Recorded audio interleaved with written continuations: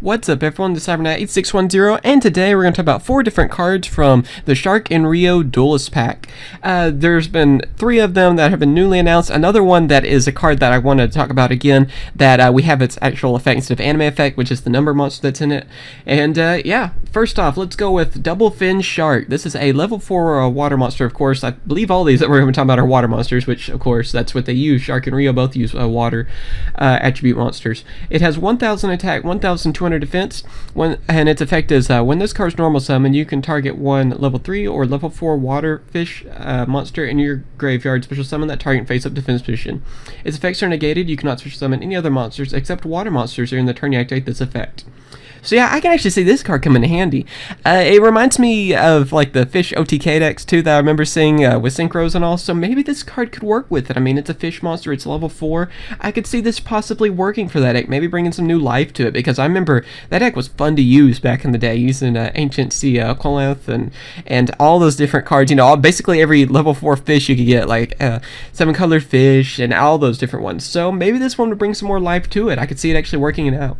The other effect it had before, you know, it had its old effect before this. I don't know if it was mistranslated or what, but it was saying something about how you could only exceed summon for water monsters afterwards, and that effect made it sound pretty awful. But this one, where you can just special summon anything as long as they are water monsters, that makes it actually worth using. This could come in handy, actually. So yeah, I do like this card. I think it's going to be pretty useful. Maybe it would help with Fish OTK. I'm going to try that out, actually. After this video, I'm going to try that one out. Let's see, we have Guard Penguin. This is a level 4 monster, of course, too. Let's see, it is 0 attack, 1200 defense. Its effect is when you take damage from a card effect and special summon this card from your hand, and if you do, you gain life points equal to the amount of damage you took. So yeah, this is a pretty awesome card. It kind of reminds me of like Battle Fader in a way, except this is more with effect damage, you know. So you can use the damage to actually gain life points, which is pretty awesome, kind of a troll move, and then you get to special summon this card. And also too, this is kind of neat because we're getting another penguin card. That's kind of a interesting little archetype. I don't know if this could really fit well with that. I remember some people using some of the other penguin cards we got from Abyss Rising, making a deck around them. I don't know if this one would work with it as well, but yeah, it's just kind of nice to see more penguins of all the odd things to say, I know. But yeah, I can see this card coming in handy a little bit, and pretty interesting effect.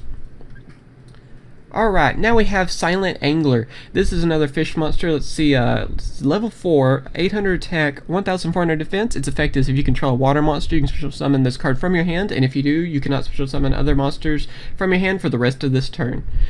Yeah, I wish this card was a little bit better. Maybe if it said that you could still summon water monsters or something, then it could be a little bit more usable.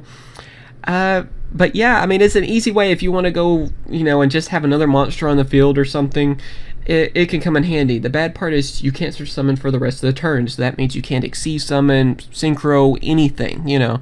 So that kind of ruins this card in a way. Like I said, if it would have changed it to at least being where you could still bring out water monsters, I could see this card being way more usable, you know, because then you could at least exceed summon for like Abyss Dweller, you know, or some other water exceeds, or synchro summon for, you know, something, a water attribute synchro monster or something. But unfortunately, I don't see this card being too usable. And that artwork too, golly, it's one of those like deep underwater fish. Those things are creepy looking. Alright, and the last card we're talking about, we talked about this one before, but I believe when we talked about it, we had the anime effect. We didn't have the actual printed effect that it's going to have. Alright, and that is number 73, Abyss Splash, the Roaring Waterfall Deity. So yeah, kind of a long name for this card. It is a rank 5 number monster. Let's see, it's water attribute, 2400 attack, 1400 defense. It requires 2 level 5 water monsters to exceed summon into it, so it is pretty specific. I was kind of hoping it would be more of a generic card where anything could exceed into it, but you know, that's still pretty cool. Let's see, here's its effect. Once per turn during either player's turn, you can detach 1 exceed material from this card to double this card's attack until the end of your opponent's end phase. Any battle damage your opponent takes for the rest of this turn from battles involving this card is halved. So yeah, that kind of takes away the double attack. So I was kind of hoping this would be like another Excalibur. You know, I really liked Excalibur, how, you know, it was specific as well. So I don't know why this card couldn't do the same, you know, because at least it's not a generic card that has such a strong attack. You know, kind of like Excalibur, where at least it required warrior monsters. So you couldn't like just use it in every deck as well. But yeah, I really wish they would have changed that up, or even get rid of both materials like Excalibur does, and keep that attack bonus, because I think that would have been really awesome, of course. But unfortunately, I mean, it's still a good card to have a good attack, and you can still get over tough monsters your opponent has. The bad part is you're not going to inflict as much life point damage, but I mean, if you're getting rid of a problem monster, I guess you can kind of justify that. I don't know. I don't really like the effect of this card. The artwork, though, I do like. I think it looks kind of awesome, too. So yeah, what do you guys think about these 4 cards? Which ones, would you use any of them, or would you not use any of them? Of course, I want number 73 because of my numbers collection, and I hope that we will actually get these Duelist Packs. The Duelist Pack Yuma and the Duelist Pack Rio and Shark, which I think is called the Castle Twin, or Castle Siblings, that's what it is, not twins. Siblings, I think I'm saying their last name right. I haven't watched the anime in like forever, so I don't know if I'm pronouncing that right at all. But yeah, I can't wait for these to come out, though. We'll try to do an opening, at least a Japanese opening, but I would really hope that these will come out to English. If not, we'll probably get another one of those $10 tins or something, maybe by the maybe March or so, by next year or something, would be my guess, my best guess for that. So yeah, tell me what you guys think about these cards. Thank you for watching. Link in the description. We'll read them for yourself.